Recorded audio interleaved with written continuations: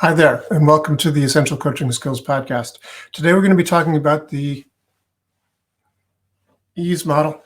Once again, we've talked about it a couple of times on this podcast already, some earlier episodes, but this is the first time we're going to do it with visual aids. So as I get used to the visual aid aspect of this podcast. So since it's a visual podcast, you'll be able to see it. If you're just listening to it again, I'll try to make it different enough that you can listen to any of the episodes and get a great deal out of it. But for right now, let's go through the credits so we can come back and listen to this and see this presentation of the E.A.S.E process.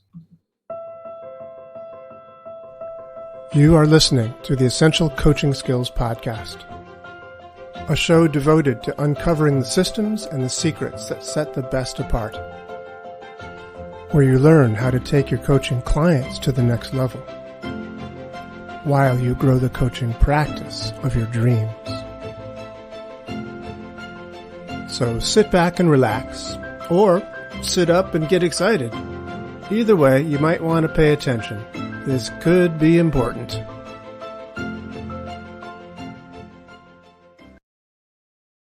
Hey there, and welcome back. So yeah, E.A.S.E. There it is. The E.A.S.E model. This is something we've talked about before, because what this is about is how do people create new habits? How do you create new habits of doing something so that you become that writer that you want to be, or the painter that you want to be, or the musician that you want to be, or the successful entrepreneur you want to be? How do you create new habits of doing things on a regular basis so that you can actually accomplish the things you want to accomplish?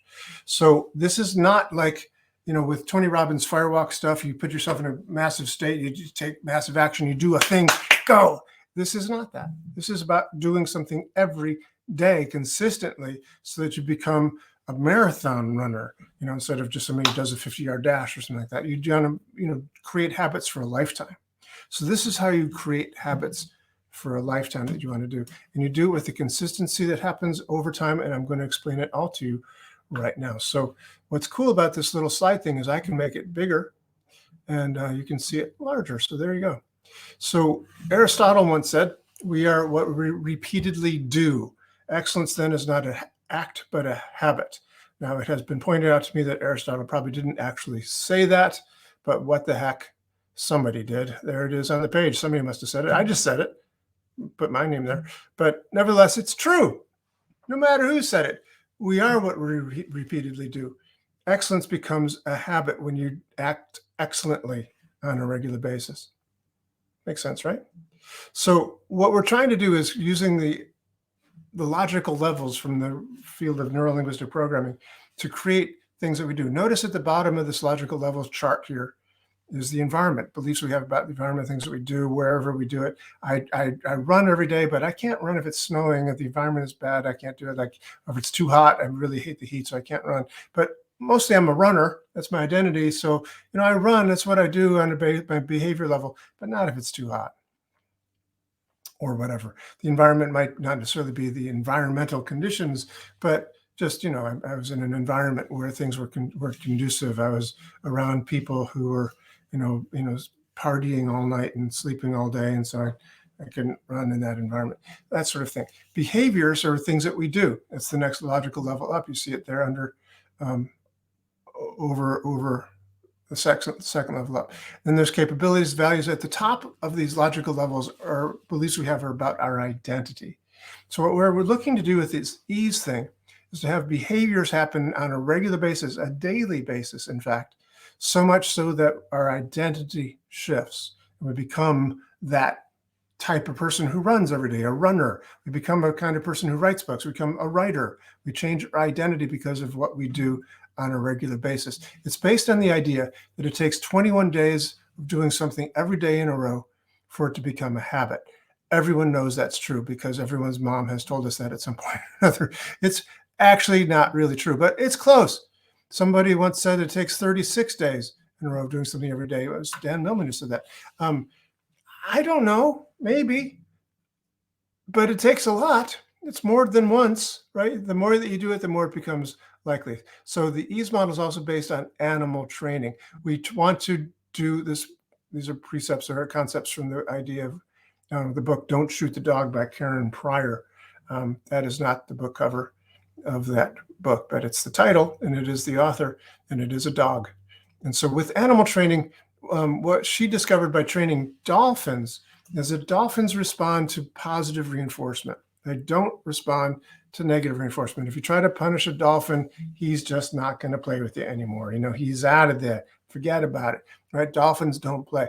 It might work for dogs, but really what really works for dogs, or it really works for all animals, including human beings, is positive reinforcement.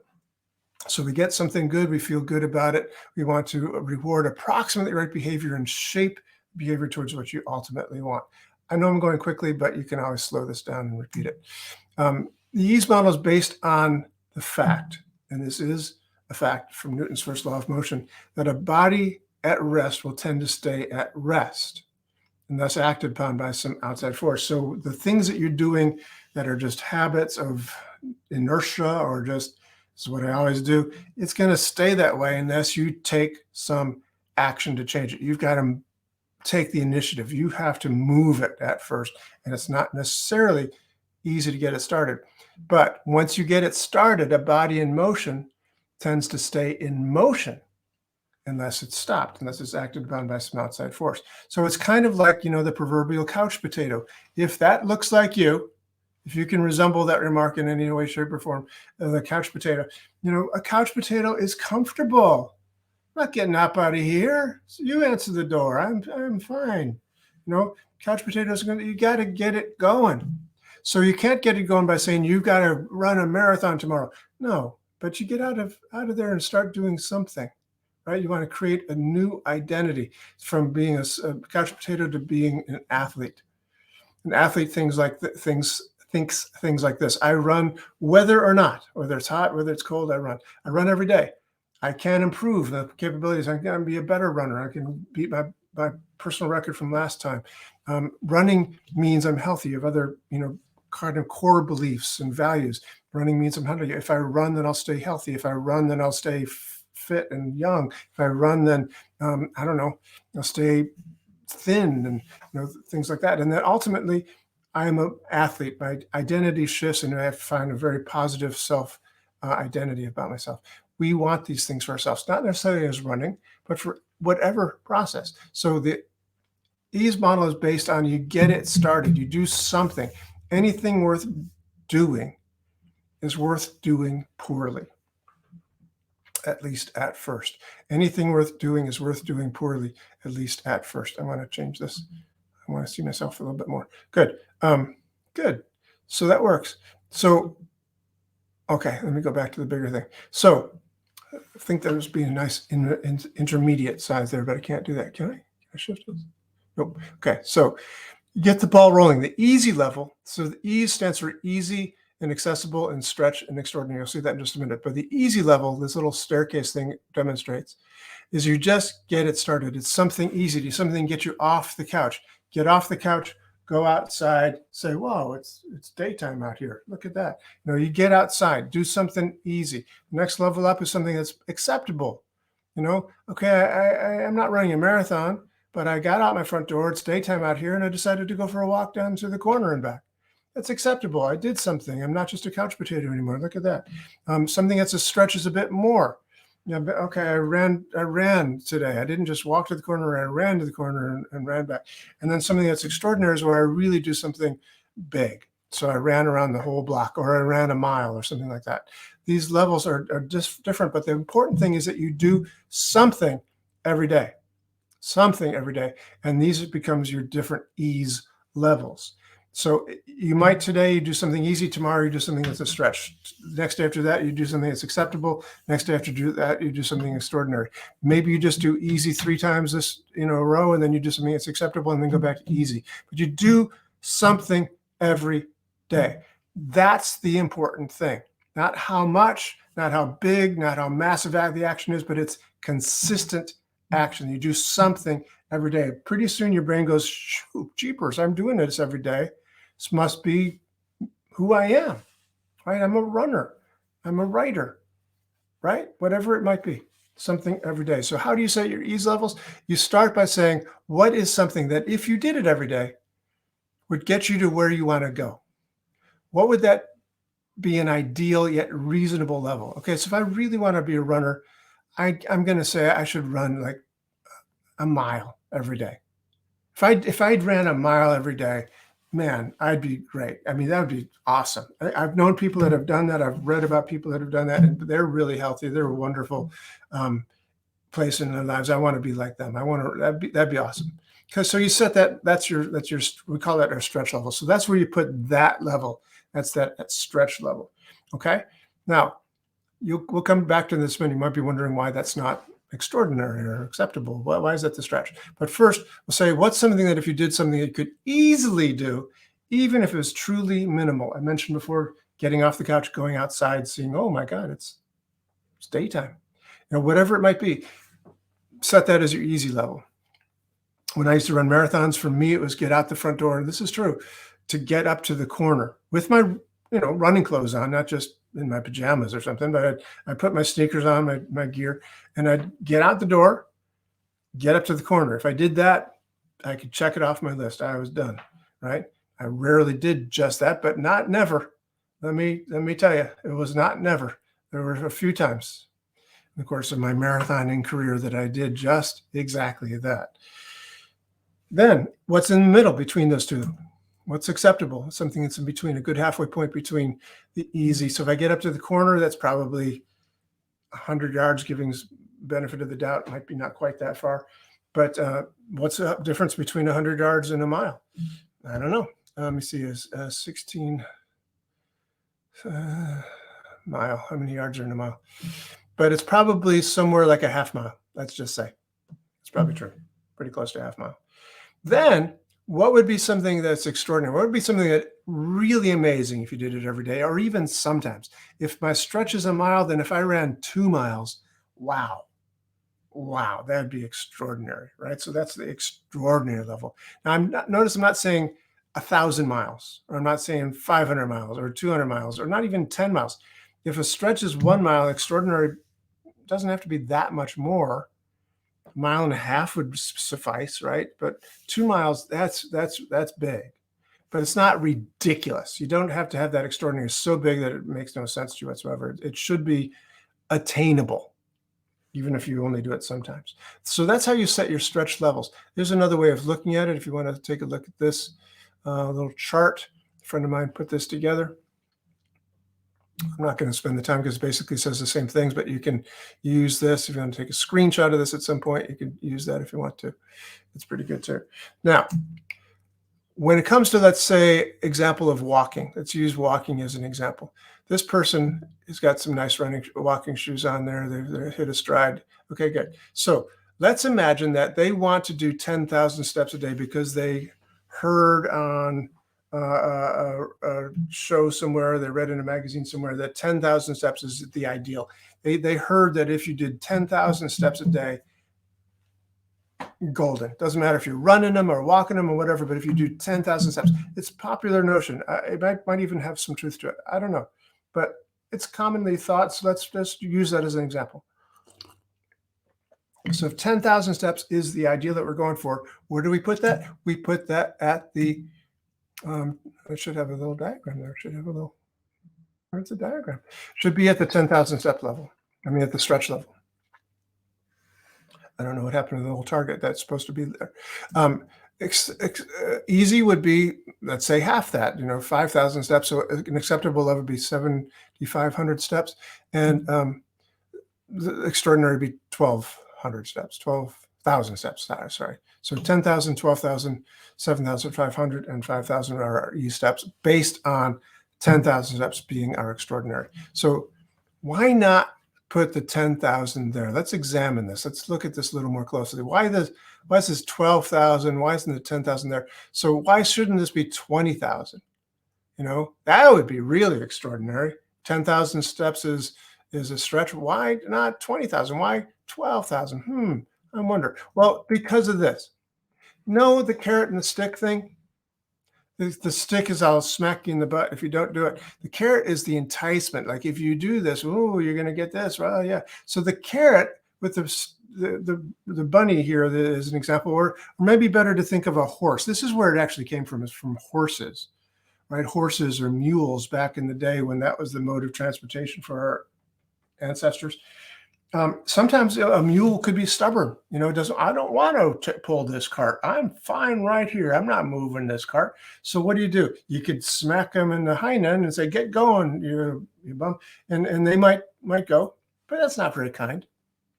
But you could also, put a carrot just a few feet out, and they go, "Oh, I want that," and then they start reaching for it with their face and then their neck, and then they start moving a little step closer, and they go towards that carrot. Right? So they go towards that carrot, and you keep the carrot out. So you have a little stick and a cord dangling there, and you just keep it dangling out in front of the horse, and he keeps going towards it, keeps going towards it until you finally get to the store with your cart. And that's how that would work. So the carrot is great unless what happens? Unless they get the carrot. If they get the carrot, it's party time. Your trip to the store is over, right? They have acquired the motivation. They're done. They stop where they are. They eat their carrot, and they ain't going anyplace else, right? So you don't want to actually get the carrot. It should be just out of reach, but not so far out of reach that you can't even imagine tasting it. That carrot is like in Omaha or whatever, and you're in Toledo. It's just too far away. Too far away. The carrot has to be close enough that you can reach it. So that's why the 12,000 steps is actually something that you could do. So we're kind of creatively lying to ourselves. We are dangling a carrot out and saying, "I want to do that extraordinary thing. I want to do that extraordinary thing." But secretly, don't tell anybody, secretly, what we're really saying is that 10,000 steps is what we're really aiming for. There's the graphic. Good.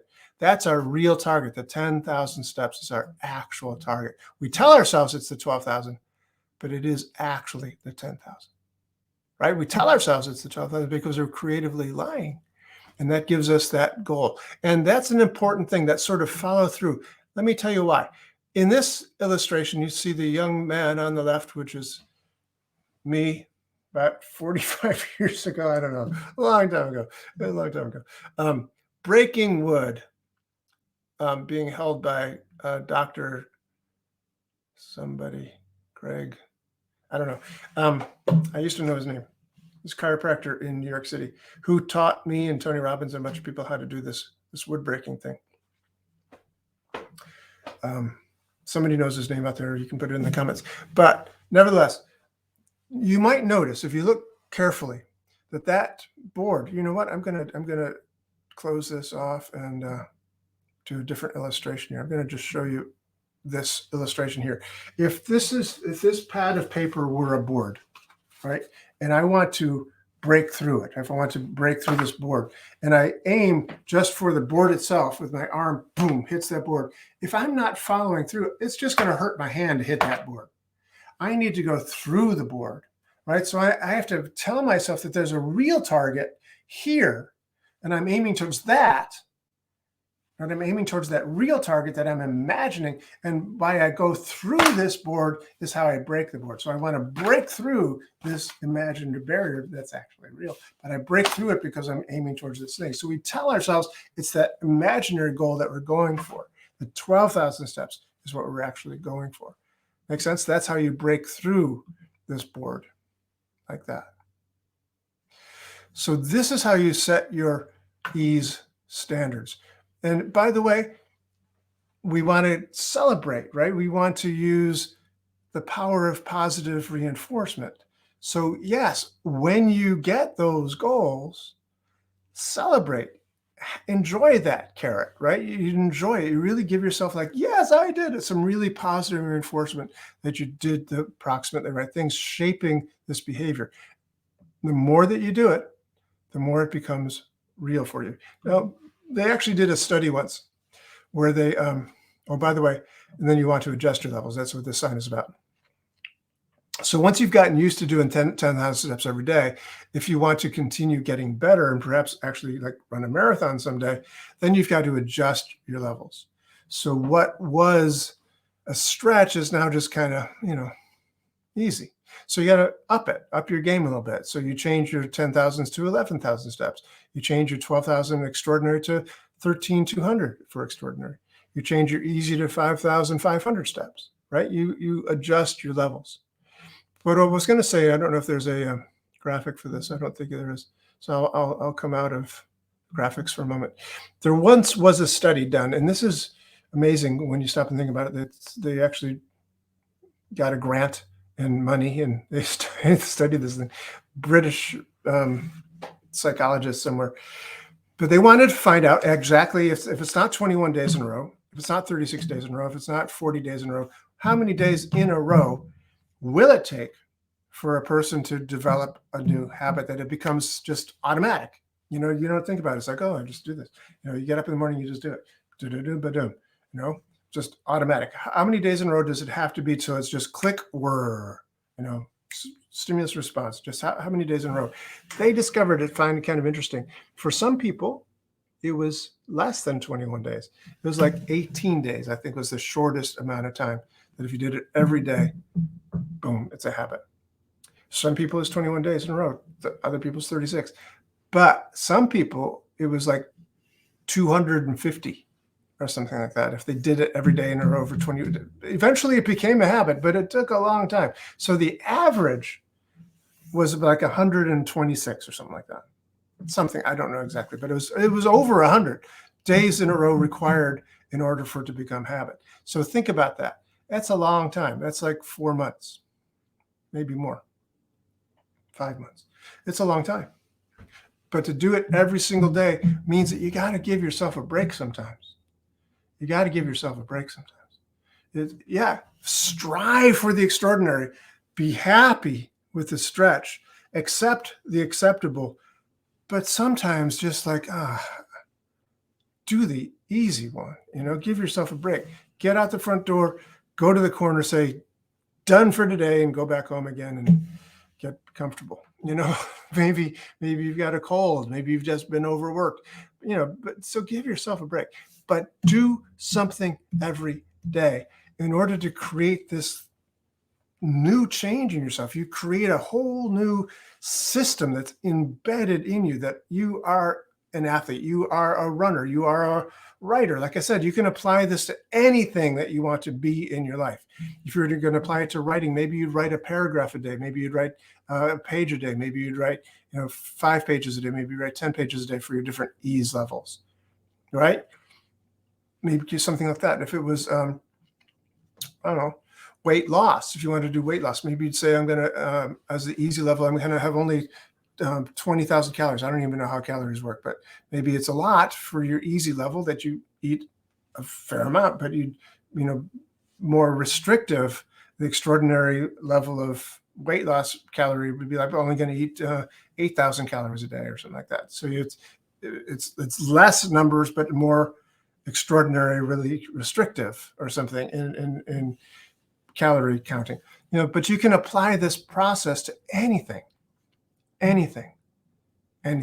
Now, there are, of course, goals that you want to do, like I mentioned at the beginning of the outset of Tony Robbins type of firewalk experience, where you put yourself in massive state and you take massive action and go for the 50-yard dash, and then you're done. So we're not talking about just things you want to get done. I want to clean this room in 5 minutes because I've got company. I just heard the company, oh God, I got to clean it. Go. It's not what I'm talking about for being new habits. Right? Sometimes there are goals that are truly short-term goals. You just get it done, put yourself in high gear and get it done. But what we're talking about is creating a lifetime of change to create new habits that will last you a lifetime. And that's where this EASE process comes in handy. If you want to read more about it, there's a free ebook that you can get if you go to essentialcoachingskills.com. I think that's it from my presentation here. Let me just see if there are any other slides that I haven't thought about. Okay, so there's 10,000 steps a day for running. It's A+. Discover fun exercise. Yeah, it can be applied to anything. You could be saying, I'm going to play basketball every day, or lift weights every day, play tennis every day, bike ride every day. Any number of possibilities of things that you can do to develop fun exercise. Have fun doing what it is that you do if you want to be doing it more and more often. Lots of possibilities. Dancing, swimming, yoga. Look at all that. Boy, I had fun with. Oh my God. I made these slides a couple of years ago. Oh, there it is. There's the EASE model. So Step Up to Mastery with EASE is a free ebook that you can download That's a picture of me playing the piano. I played the piano. That's true. That's me. That's truly, honestly me on the stage of Carnegie Hall when I was, I think, 22 years old. Yep, I did that. That's me running a marathon a few years later, 2003, I think that was, Vermont City Marathon. Both activities required daily activity. EricSonian.com is one of my websites, but as I mentioned before, you can get lots of good stuff over at EssentialCoachingSkills.com. That's not on this list, but EssentialCoachingSkills.com is listed down below. And feel free, by the way, to subscribe. I really would appreciate if you do that. If you've listened to this podcast or other podcasts before this one that you've enjoyed listening to, then please hit that subscribe button down below. I really do appreciate that more than I can tell you. Thanks, and hope to really see you soon. Take care now. Go out there, have fun. This has been the Essential Coaching Skills Podcast. Thank you for being here. It's a pleasure seeing you again. Hope to see you again real soon. Come back next week when we have another gripping and exciting episode of the Essential Coaching Skills Podcast. And if you want to, you can find out more about us, each and every one of us, at EssentialCoachingSkills.com. Thanks.